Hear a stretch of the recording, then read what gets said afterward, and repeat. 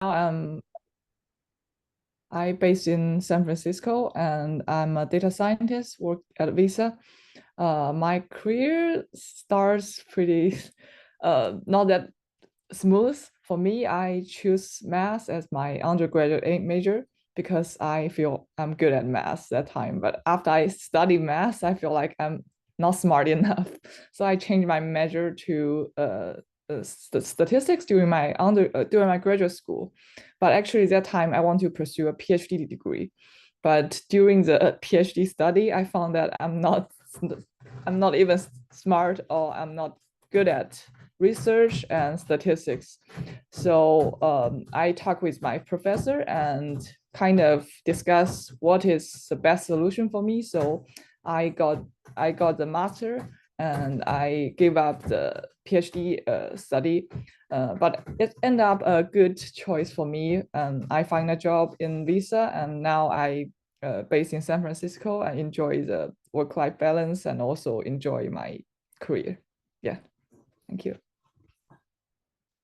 All right, thank you. Next, we can move on to Jennifer. Hi everyone, I'm Jennifer. I am a second year at UCBerkeley studying industrial engineering and operations research, and I'm minoring in data science here. And then this past summer, I worked at a financial services company in SF, and I worked on automating some of their cash management tasks. And I got into engineering from one of UCBerkeley's outreach programs. They did like a high school engineering program in high school, and that was Just a 10-week. FYI, I'm kind of doing this thing on Zoom right now, so sorry. Oh, sorry. Yeah, no worries. So I did a high school engineering program in sophomore year of high school, and I really was drawn to the community and the industrial engineering major specifically. All right, thank you. And then Sammy.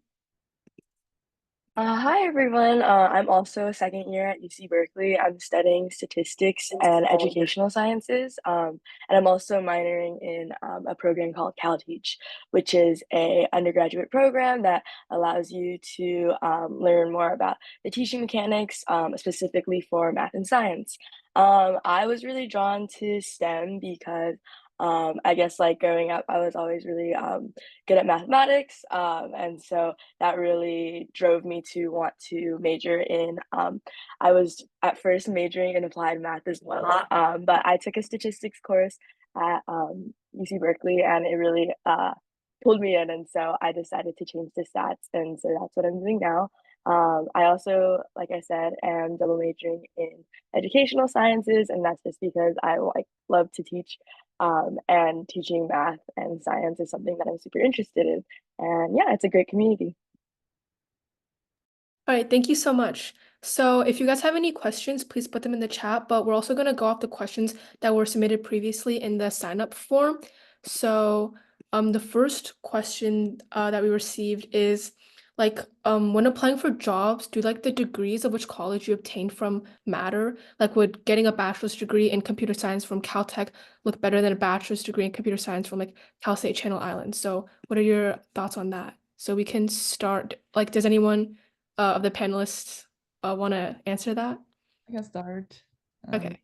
Please correct me if you have a different opinion. For me, I feel like the degree is kind of yes or no, for which college you obtain from. Yes, is because, for example, when I applied for the job in Visa, it requires you at least have a master degree, but it doesn't require if you need to go from Harvard or from, like I'm from University of Minnesota at Twin Cities. But I would say yes, because if you don't have the referral from the internal person, the HR will kind of screen your resume based on your school. It's easier, right? It's easier to distinguish if this is a better choice for them. But actually, I got the internal referral from my alumni from University of Minnesota at Twin Cities, and he's also pretty good in the team. So he kind of proved that the student from University of Minnesota can do well in this job. So I would say yes, because if you don't have internal referral, the school, the title is important. But if you got the internal referral, if you directly reach out to the HR, you prove your ability, it's not that important.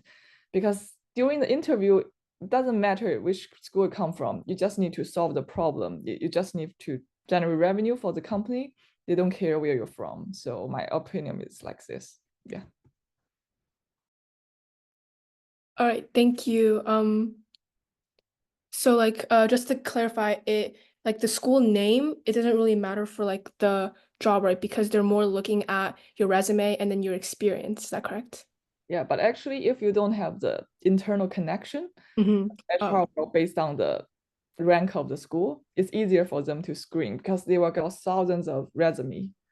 So Yeah. they can use this as a screen. Yeah. All right, thank you. And the next question we got, that's kind of related to that with the connections that you mentioned is how do you increase like your chances of getting hired in this field? Like how do you gain connections for like the company that you want to work for? Was there anything that you did in college in order to gain connections that landed you a specific job? So we can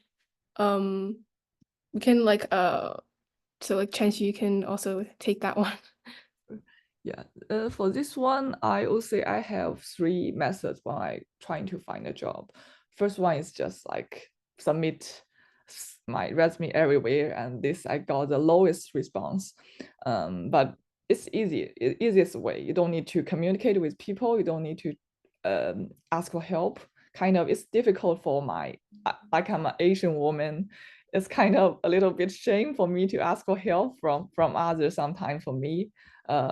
So this is the first method I tried, but I got nothing during that time.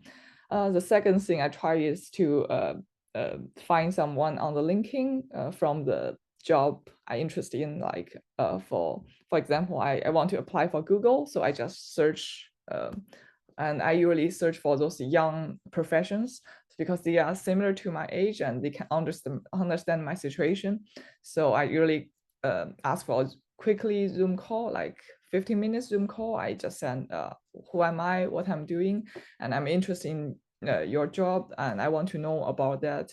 Are you available for 15 minutes? And I will provide my available slots to them. And for this one, I got maybe 20% response and pretty good, and I learned a lot from them. And even some people help me kind of improve my resume, and that's helped me a lot. I would highly recommend that. And third one is how I get the job. I reach out to my connection, like my alumni and my friends, even my family, and to ask them if they can kind of submit an internal referral for me, because they know me, so they can suggest to the HR what kind of person I am, what I can do. So by this way, they can submit your resume directly to the HR, so you don't need to go through the screening, the difficult part. So those are the 3 methods I tried during my job finding process. Yeah. All right, thank you. And same for Jennifer and Sammy. During like college, did you have to do any like networking? How did you build connections? And were there specific positions like when applying to internships or programs that you feel like those connections really helped you with? I think personally, the best way to make connections is just to join some kind of student organization. It doesn't have to be one of the hyper competitive ones. There's like, for Berkeley specifically, we do have some business clubs that are maybe a little bit more competitive, and the networking will be tougher the networking will be easier once you get in, but it is tough to get in. So I think just focus on joining some kind of professional student organization, and you'll find people with similar interests with past experiences that they can refer to you. Thank you. And Sammy, did you have anything to add? Not really, no, I totally agree. I think that just kind of putting yourself out there and getting involved in as many things that you can is like really great, and just getting those connections like Jennifer was saying is really important. All right. And so our next question is like, what do you suggest a sophomore in high school who's aware of possibilities in careers in STEM? What do you suggest for advice? And what do you suggest them to do to make sure they're prepared for roles for when they go into undergraduate and college, or if they're looking to work in a STEM related position? And is there anything that you would recommend for them to broaden their perspective on STEM? So does anyone want to take that question? All right. I can take this one. So I think if you're a sophomore in high school, look for outreach opportunities from your local colleges, because a lot of them will host these like workshops or programs like the one I did. And for me, that was a really good introduction to a variety of engineering disciplines. So you can find one that's tailored to whatever STEM field you're looking for, and then go through that program and kind of get first world experience from actual college students, and they'll bring in professionals as well. So you can talk to all sorts of people. All right, thank you. Anyone else? I can add what I feel during my the 2 years work experience. I feel like what Jennifer mentioned is very important. I feel like for now I'm also trying to keep update, and I also register some class to keep me updated with because you know the AI era comes, so you need to keep updated with the era. But also I would recommend you to prepare more about like communication skills. For me, my English is not that good. I didn't have the English background, so it's kind of difficult for me. At first, I ignored this part, and I found that communication becomes a burden for me, even during the meeting, the small talks. So I feel like that's also an important part to like know others' opinions, know others' culture, how to make friends with people. Not really friends, but you need to know the people you work with, so you can more efficiently work with them. So like focus more on like behavior questions. Like before, I feel like the behavior question during the interview is kind of formula, but for now I kind of feel it helps you to know your colleagues, so you can work more efficiently with them. And we are human beings at first, then we are data scientists, also from the engineer. Yeah. All right, thank you. And did you have anything to add, Sammy?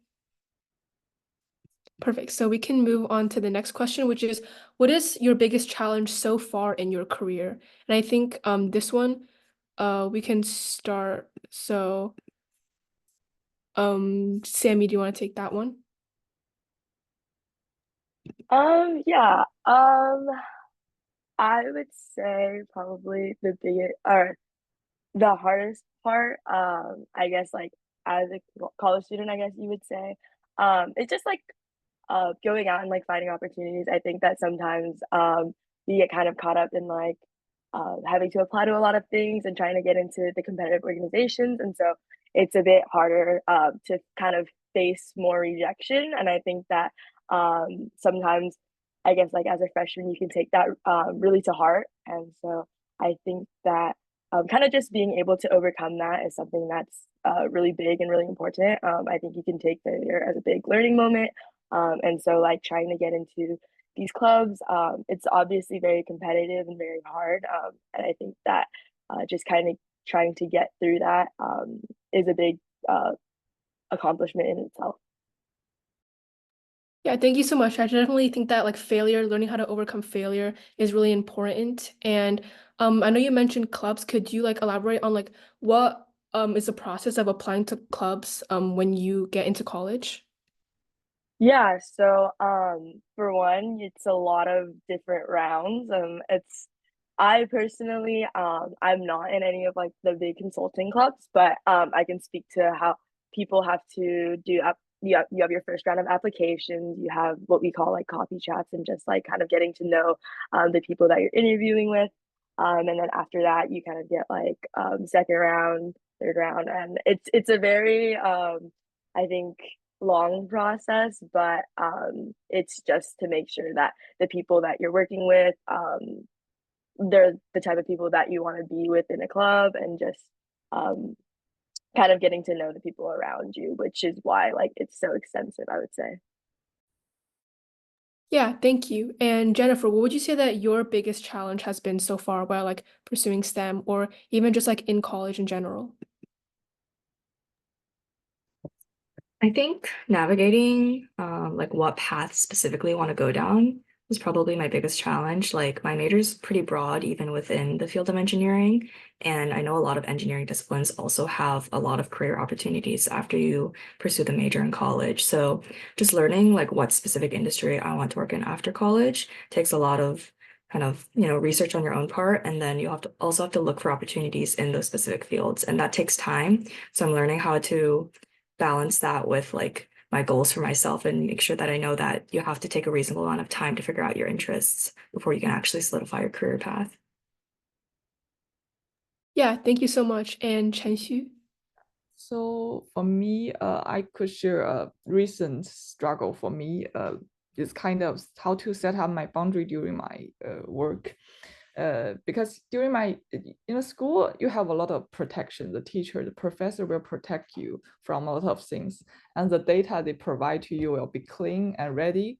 You just need to do the homework and do the research. You can focus on what you are doing for the technical part, but during the real world, in the society is different. Some people are aggressive, some people just push your boundary. If you always say yes, you always be nice to people, you will be pushed a lot. Some male, I don't want to say only male, but a lot of male will be kind of more easy to say, oh, could you help me do this? Or even no, could you help me? They just use a ask, please do this or something.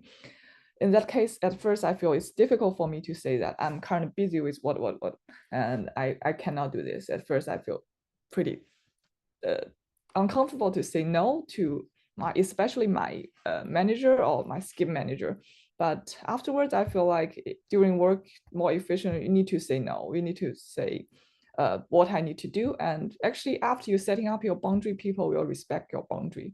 It actually can help you more.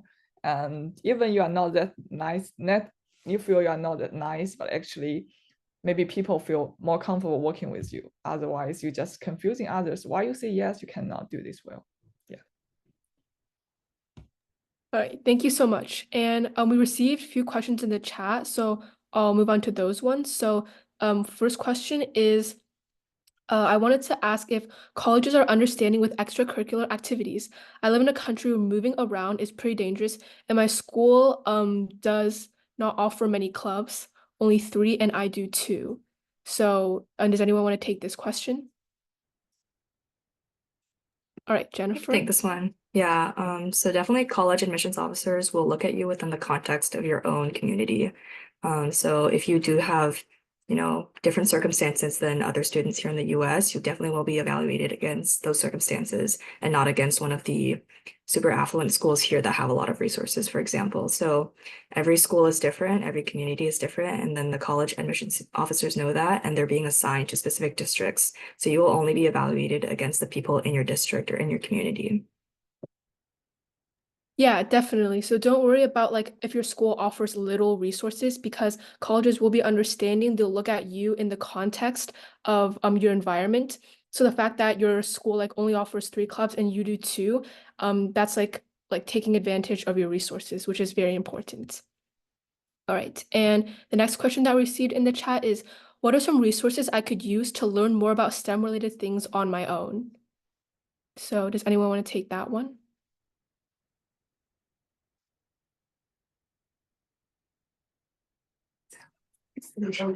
I have to sign in. Sorry, I can take this one. So for the resources, I would say here a lot of resources online, like free YouTube videos and a lot of videos, a lot of courses you can learn, of course. Also, by the way, I want to mention here a lot of invisible resources. For example, if you attend this activity, this event, I feel it's terrific. If I were your age and I was your age, I attend this event, I would try to connect with people in this event. And I feel this is a terrific event. You can connect with the people here and you can kind of learn what they are learning and what the resources they are using. You can message them, you can email them, you can connect with them, even you can write letters, you can kind of keep a routine check-in. So those are invisible resources. Please use that. Yeah. And this is pretty good opportunity, I feel. Yeah. Yeah, definitely. And I would also say to maybe look around in your community, because there are some events that communities have organized. For example, I know that like in my local library, they do like things every weekend, and there were programs that I did that were STEM related. So look into your community and also like programs if there's local colleges, like the college nearby, like UCBerkeley, they have like Society of Women Engineers, which organizes a ton of different programs for high schoolers. So yeah, look into your community as well. And the next question that we got in the chat is, how do you get an internship for college and high school? And maybe for the panelists that have like have done an internship, like what your experience in that internship was. So does anyone want to take that one? Start this one. So I've been at Berkeley for a year total, and this is my second year. During fall of last semester, I started working at a startup company. Berkeley has a lot of partnerships with local startups. So mine was a project management and data analytics role. So I worked on kind of running data analysis on some of the they were like a creator and brand matching platform. So they were developing models to optimize that match. So I worked on the data for that. And then also kind of the project management side was outlining the business objectives and then making sure to take business meeting notes during the actual Zoom meetings. And then this past summer, I interned at a company called Farallon Capital Management in San Francisco.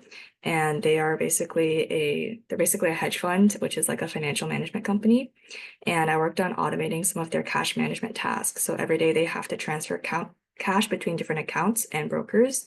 And they were doing that by hand, which was taking them up to an hour every morning. And then my task was automating all of those different calculations into one dashboard. And then I got the entire process down to around 3 minutes max per morning. So just really trying to reduce their manual workload in the morning. Thank you. And what was the process like for applying to those internships? Was it like very rigorous, like more essay-based or a lot of interviews? What was the process like? This internship I cold applied for, and that's basically what I did for all of my internships. And this was actually the only one that I heard back from. So sometimes it really is just a numbers game where you have to apply to quite a few, and then out of one of those, you'll get lucky, which is what happened to me. And the application itself, sometimes they'll ask for a cover letter, which is where you write your interest, but they'll always ask for your resume and then the basic information like your school and your graduating year and that kind of thing. And for the interview process, mine were mostly behavioral. So they ask you questions about how you work and how you think. And some more technical interviews will get into specific coding questions, but mine did not. Yeah, thank you. And then also including for internships for high school, I definitely say reach out to local people like professors, like if you have a local university, maybe see if those professors are willing to offer you like an internship position and also applying for different programs. Many like colleges, universities offer like internship programs to introduce like high schoolers to those environments of research. So definitely look into those as well. And our next question in the chat is, what would you say is the biggest difference between education in high school versus in college? And was the transition hard for you? So, Sammy, do you want to take that one? Yeah, I can definitely speak to this. I think that one of the biggest things is you're very much on your own. And I think you have to really learn how to work independently and kind of self-motivate yourself because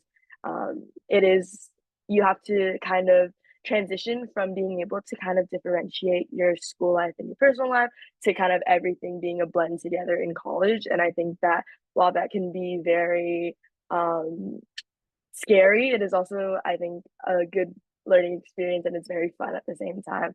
And I think it's just very important that you recognize that there's a period of time where you kind of have to go through that change and then just realizing that um, you have to kind of, I guess, cut yourself some slack is what I would say because there's a sort of acclimating period between graduating from high school and then getting into your first year at college. And I think that navigating that is super important and fun at the same time, I would say.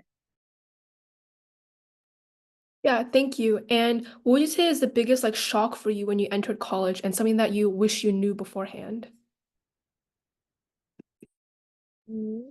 I think I kind of spoke to this earlier, but just kind of being aware of like the competitive atmosphere of everything. I think that sometimes like being at like a top university or just being at a university in general, there's gonna be like students that are like super overachievers and going out there. And I think that just kind of like recognizing that you have to you do have to put yourself out there and network and make connections. And I think that that could be a little scary at times, but in the end, I think it is very well worth it. Yeah, thank you.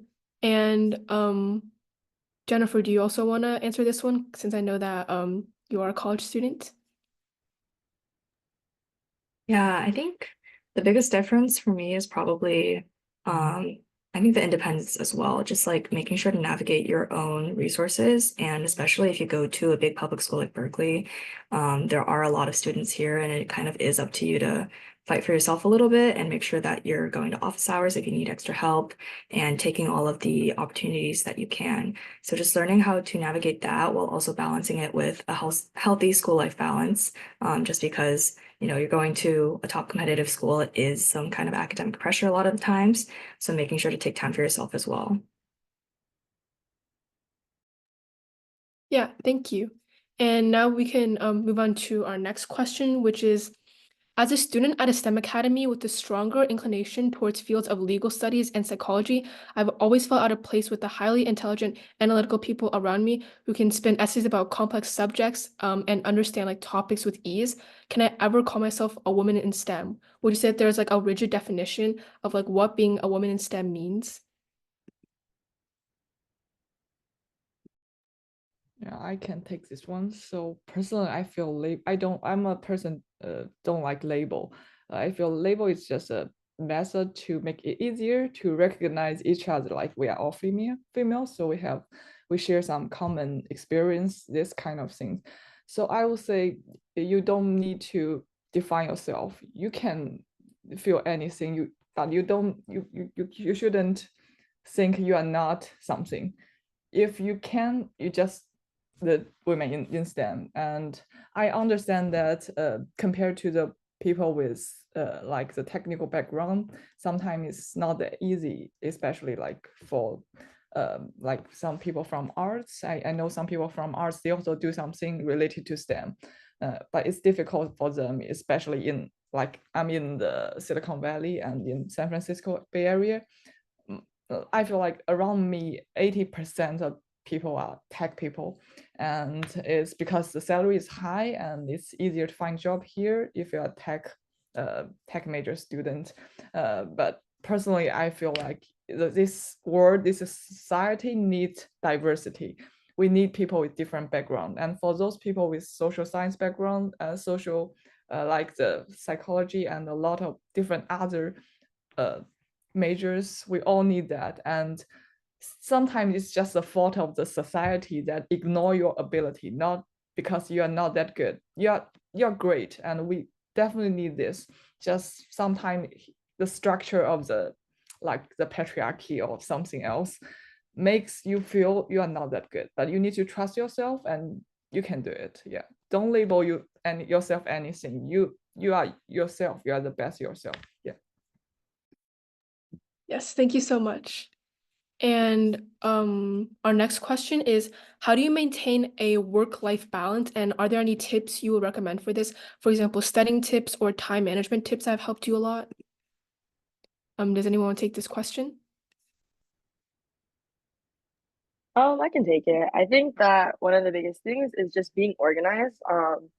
So one of the biggest things is um being able to kind of block out chunks of time so that you study or that you have to do just doing like things as simple as just like finding time to eat. Like I said, a lot of things in college begin to blend together just because your social life is at the same school, academics, everything.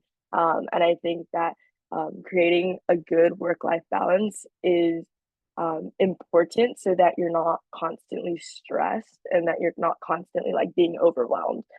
So give yourself time to like do self-care, like it's just simple things. And I think that that's very important. And being able to use different tools, like I know that a lot of college students, they use like Google Calendar or Notion.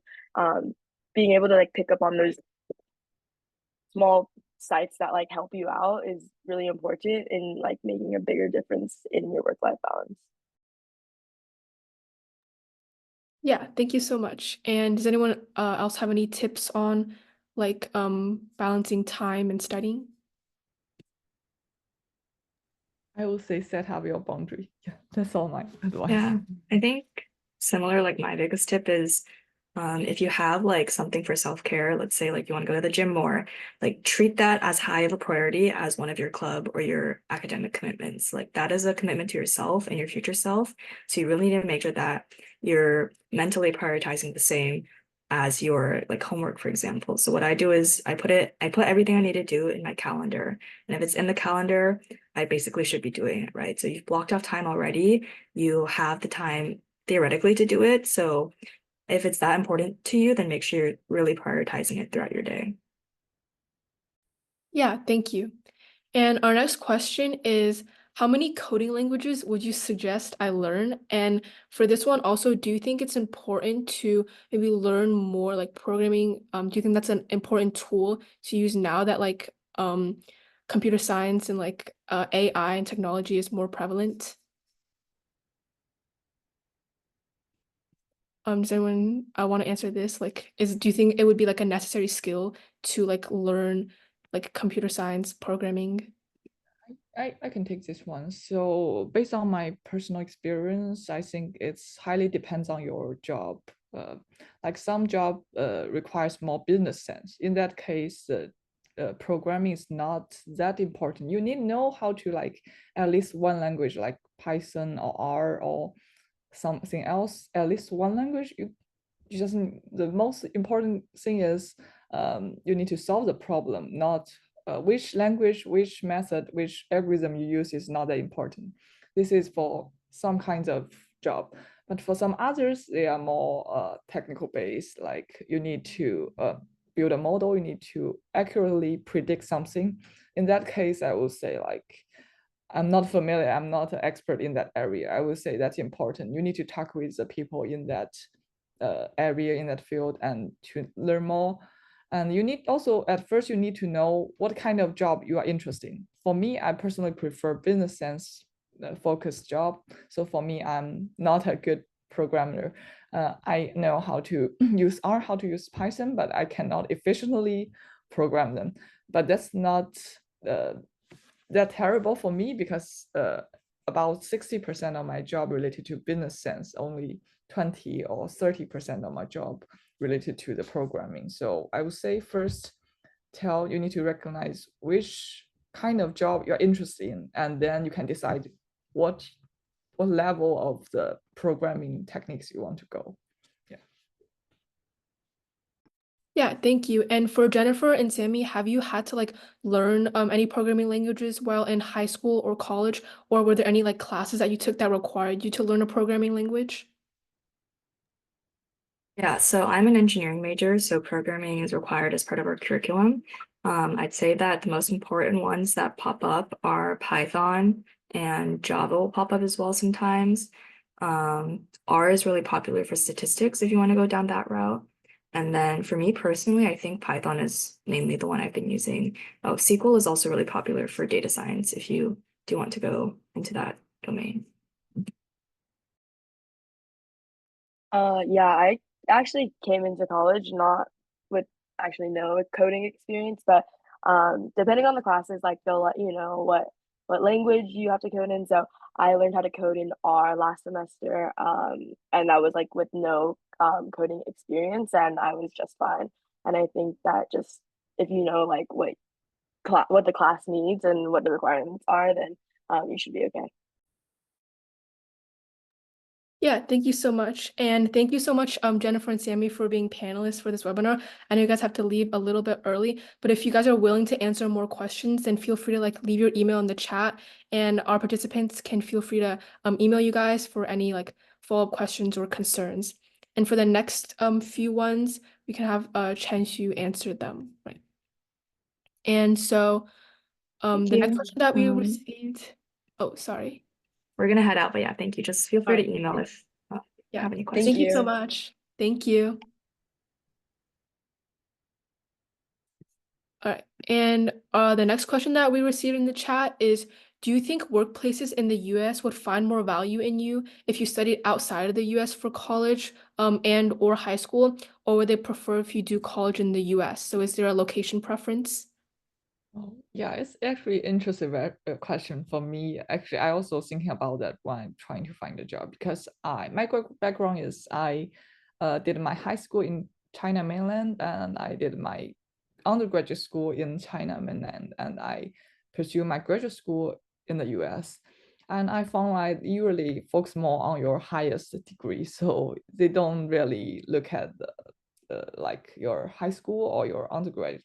But the undergraduate school for me is kind of a connection because my undergraduate school, about 30 to 50 people will go abroad, especially to US. So I have a lot of connections built during my undergraduate school. So I would say not that important, but good for connection. Yeah, thank you. And I know some participants here are also studying outside of the US.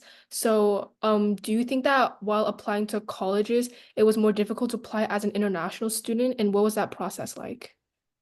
So for me, I'm a international student. That time, when I apply, I feel especially for PhD degree, it's more difficult because the difficulty is that you cannot directly go to the office or you cannot catch up with the professor in the same time zone. Is kind of difficult. So I will say this is the most difficulty. And also here I feel here some quota for each school, each country. So it's a good thing or bad thing. For example, in China mainland, it's pretty competitive. Like the top 2, top 3 university usually have pretty high GPA students. So they usually have maybe 2 quota for this university. So this will be more difficult for you to enter the university.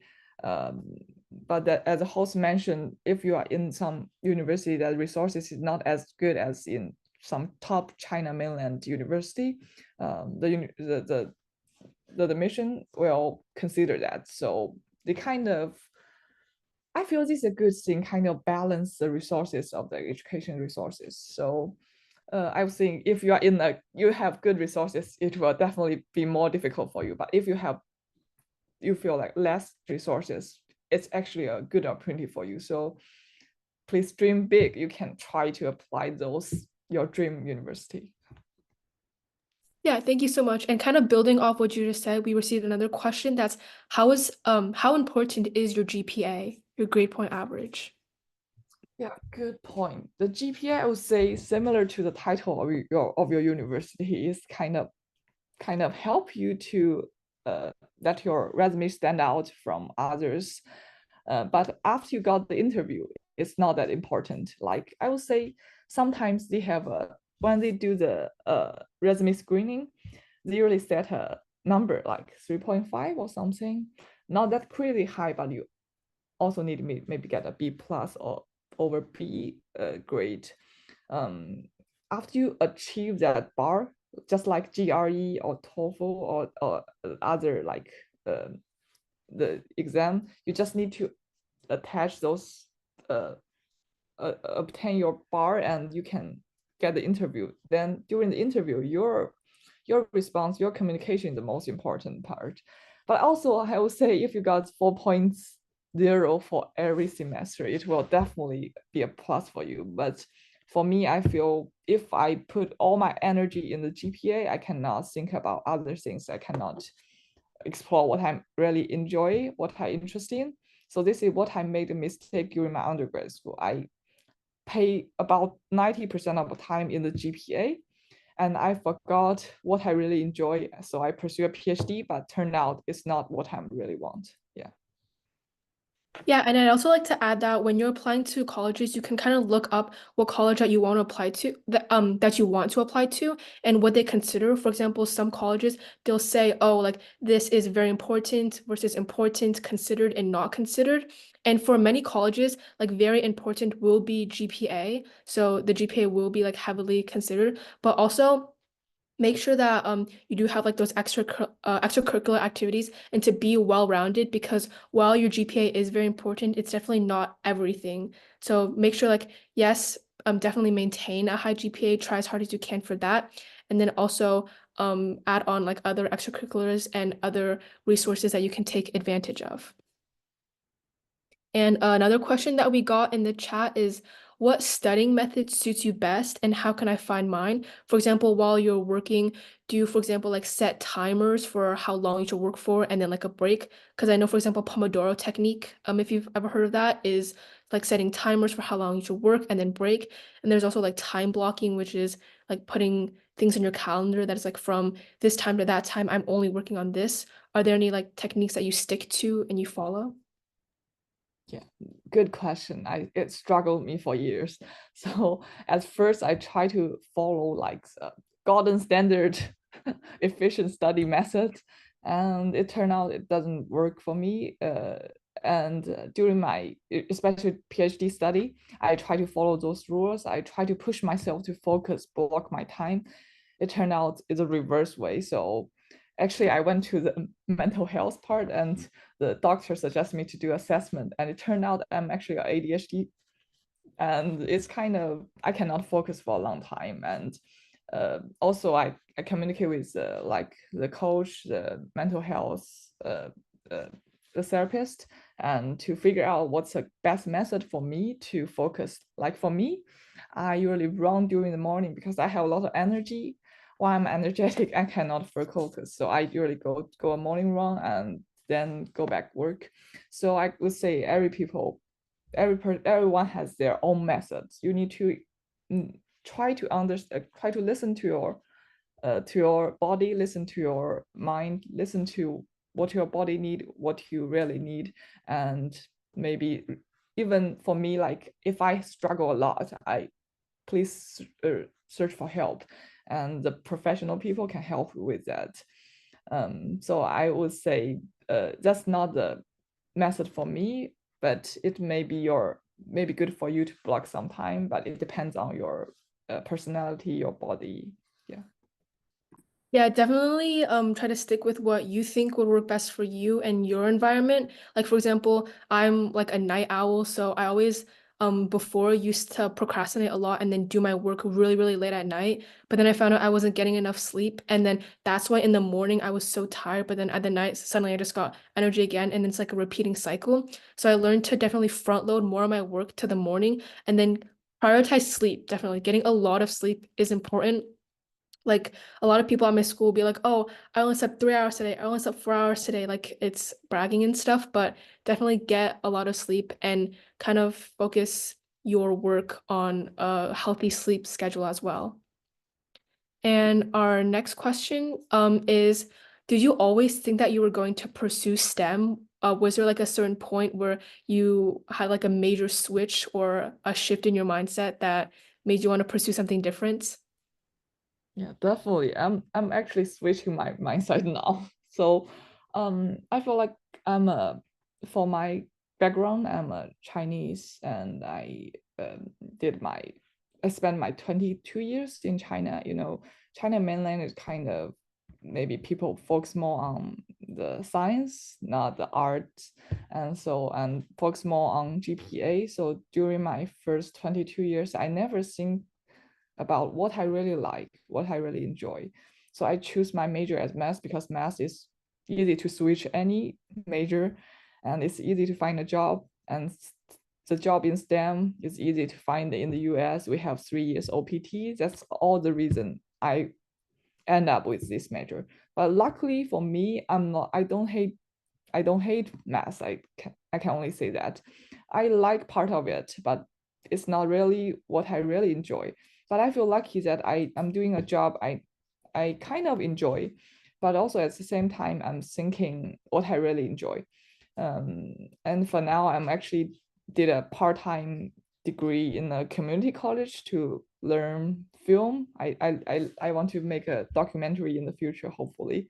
And I will say initially, if I choose documentary as my major, it will be difficult for me to survive, to live in the US, because it will be expensive and difficult to find a job.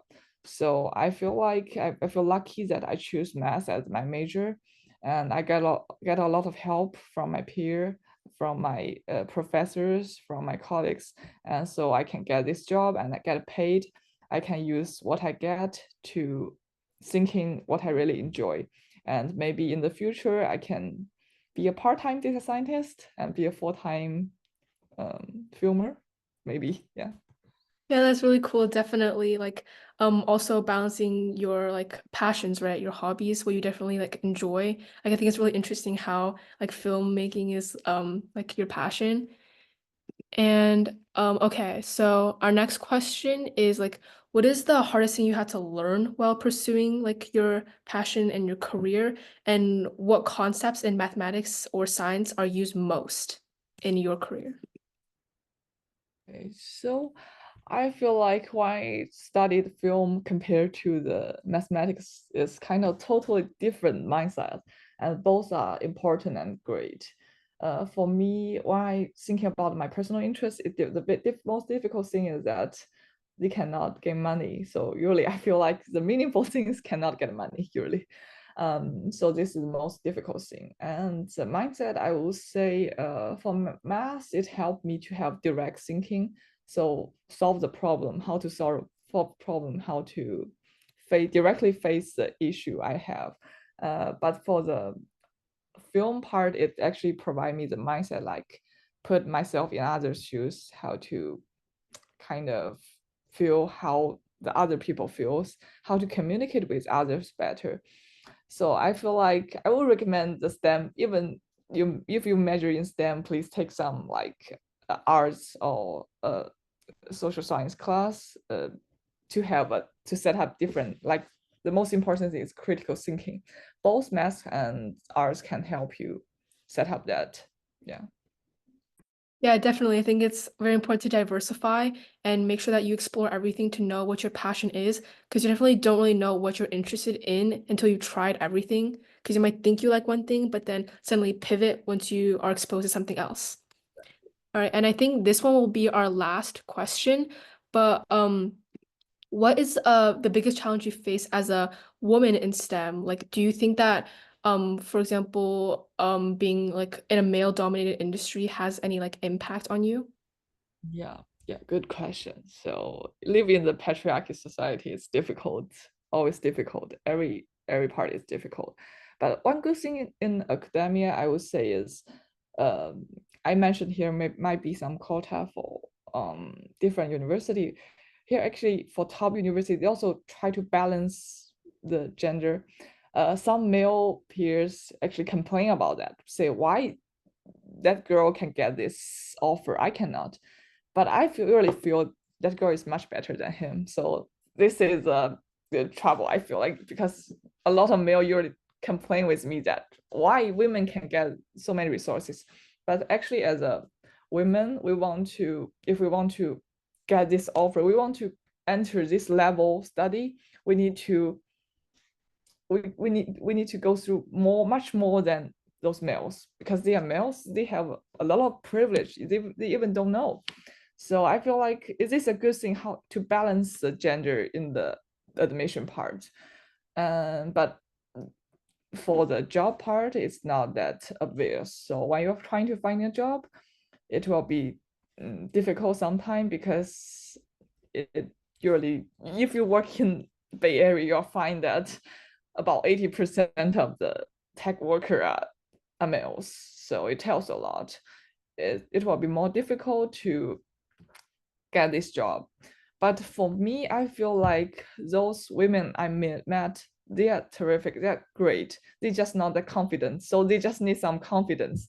The only thing difference between those men get the job and the girl didn't get the job is the man is more confident. Even he's more confident than what he can do. But for women, the common case that they kind of feel, oh, I'm not that good. So when during the interview, please be confident and speak up and don't hesitate. If you don't know, you can tell them and tell your opinions. Don't need to apologize or say sorry or something. Yeah. Yeah, definitely. It might be like hard, but don't be discouraged. If you know you want to pursue something, definitely stick to it. And yeah, don't be like discouraged by any outside like influences. And yeah, I think that's gonna wrap it up for what we have prepared today. Thank you so much, everyone, for attending, and thank you so much, Shinju, for being our panelist. Do you wanna like leave your email maybe if anyone has follow-up questions? Yeah, for follow-up questions, definitely feel free to email. And yeah, we look forward to hosting more webinars in the future. So look forward to that as well. And thank you everyone for attending. Yeah, thank you for holding this. Thank you. All right, I'll end this right now.